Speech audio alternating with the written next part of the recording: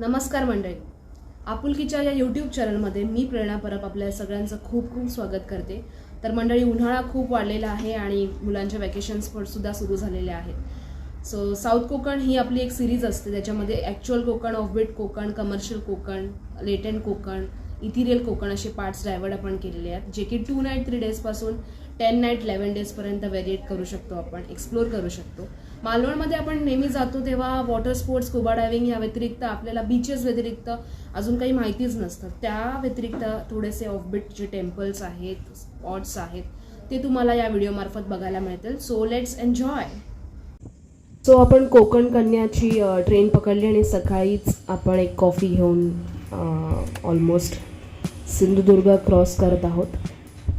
Sindhudurg railway station cross झालेलं आहे आणि आता आपण कुडाळला उतरतोय. माझे गेस्ट ऑलमोस्ट मालवणमध्ये पोचलेत. सो मी आता STने कुडाळवरून मालवणला पोचते आहे. सो STचा प्रवास. आता मी तारकर्ली बीचवरती आहे आणि बीचवरती आम्ही थोडा बीच एक्सप्लोर करतो आहे. थोडा सकाळ दुपार हा मिक्स टायमिंग आहे, त्याच्यामुळे सगळा हा सिनारिओ आहे. जनरली संध्याकाळी थोडी जास्त मजा येते बीचवरती. सो मेक शुअर तुम्ही सनस्क्रीन पण वापरताय.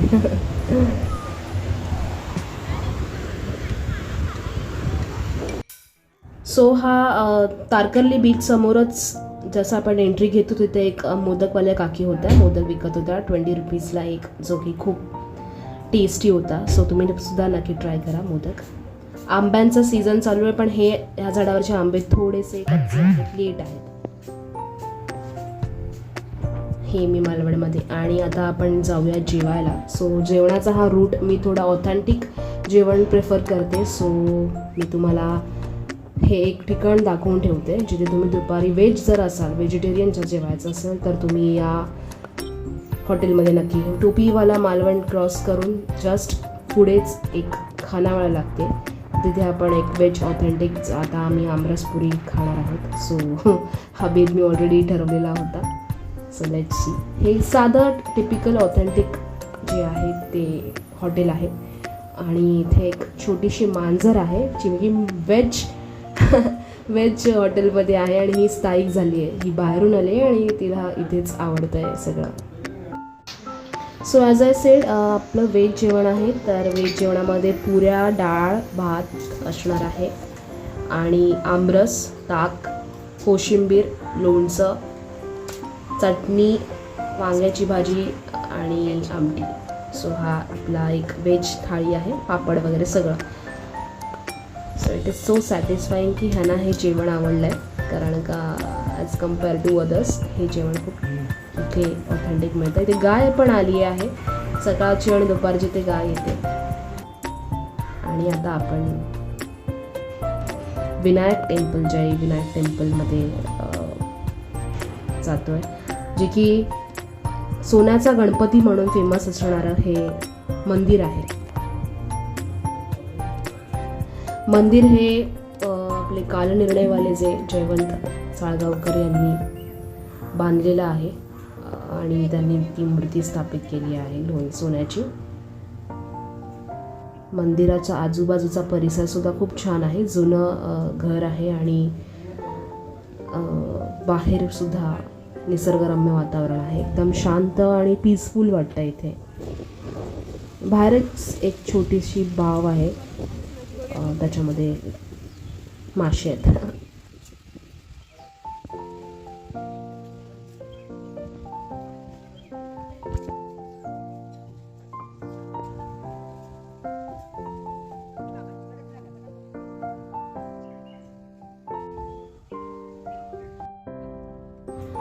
सो इथून आपण सरळ निघालो आहे राजकोटला, जे की बीचला लागूनच आहे. राजकोट दांडी बीचच्या पुढचा जो रस्ता आहे तो राजकोटचा आहे.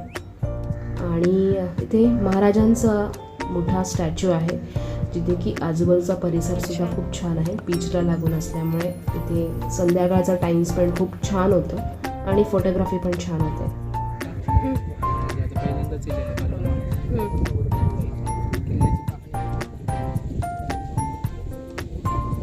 दगडामध्ये हा कोरलेला असा की आपोआप गणपती बाप्पा मोरया. मस्तपैकी ह्याला मोऱ्याचा धोंड्या म्हणतात, जे की या पूर्ण जे पातळ आहे त्याच्यामध्ये ती पूजा केली जाते सोमवती अमावस्येला. हे दांडी बीच आहे आपलं.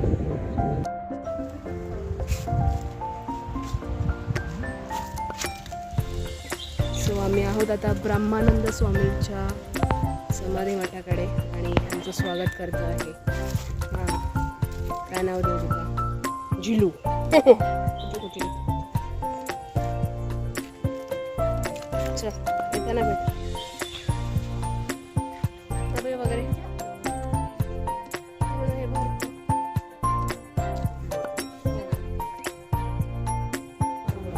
सो ब्रह्मानंद स्वामींचा मठ हा ओझर फाट्यावरती आहे, जे की रोडच्या एकदम खालीच आहे. आपल्याला नीट बघावं लागतं. आणि सिंधुदुर्ग जो फोर्ट आहे त्याच्यातनं जी गुप्त रस्ता आहे, गुप्त केव म्हणू शकतो, तो डायरेक्ट आपल्याला इथे येऊन ती पोचते. आणि इथे ब्रह्मानंद स्वामींची समाधी स्थान आहे.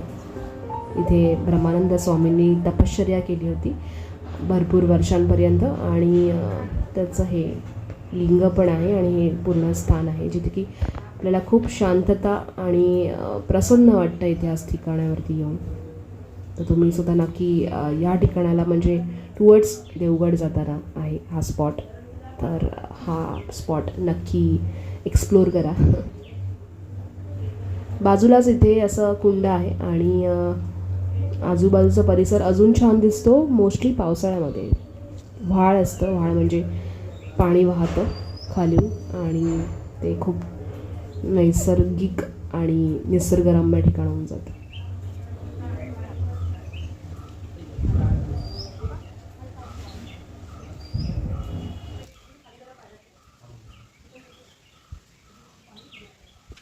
स्वामी आला होता आता ब्रह्मानंद स्वामींच्या समाधी स्थानी.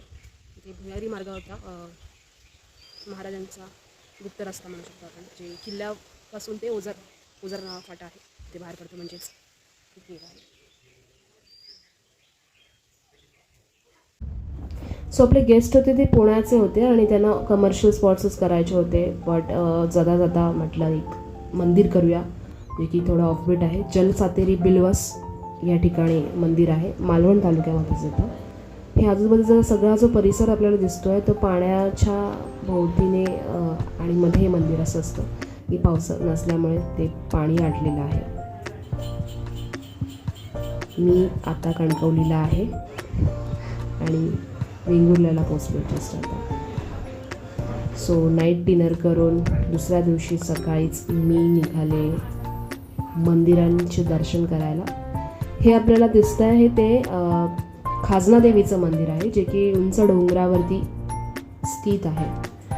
आणि ही देवीचं जे निसर्गरम्य ठिकाण आहे खूप छान वाटतं. मी ओटी भरले आणि नमस्कार केला देवीला. बऱ्याच दिवसांनंतर आले ते ते कौल देत होते, ऑलरेडी कौल लावत होते.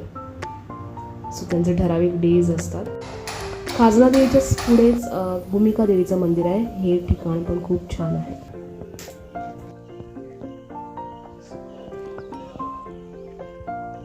व्हेरी स्ट्रक्चर वाईज हे खूप छान आहे मंदिर. हो, आतमध्ये बाहेर म्हण कलर्स पण याचे जे यूज केले आहेत ना, 26 तारखेला आहे.